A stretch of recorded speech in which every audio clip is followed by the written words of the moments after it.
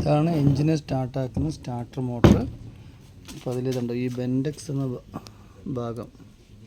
ഇതാണ് നമ്മുടെ എൻജിൻ്റെ ഫ്ലൈ വീലിൽ റിങ്ങിൽ പോയി ഫ്ലൈ വീലിനെ കറക്കി എൻജിൻ സ്റ്റാർട്ടാക്കാൻ ആദ്യം ഹെൽപ്പ് ചെയ്യുന്നത്.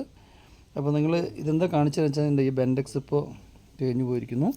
ഇത് നിങ്ങൾ എൻജിൻ ഓഫാക്കാൻ പറയുന്ന സമയത്ത് നിങ്ങൾ എൻജിൻ സ്റ്റാർട്ടിങ്ങിലുള്ള എൻജിനെ പിന്നെയും തിരിച്ചാൽ അത് റൈറ്റിലേക്ക് തന്നെ കീ സ്വിച്ച് തിരിച്ചു കഴിഞ്ഞാൽ ഒരു കറകറ ശബ്ദം വരും. ആ ശബ്ദം വരുന്ന എൻജിൻ സ്റ്റാർട്ടിങ്ങുള്ളതുകൊണ്ടാണ്.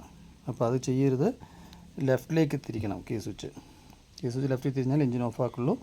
അതല്ലെങ്കിൽ ഇതിൻ്റെ ബെൻഡെക്സും ഇതുപോലെ കേടുവരും.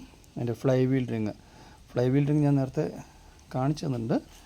ഒരിക്കൽ കൂടി ഈ വീഡിയോയിൽ കാണിച്ചു തരാം. ഫ്ലൈ വീൽ റിങ്ങും കൂടെ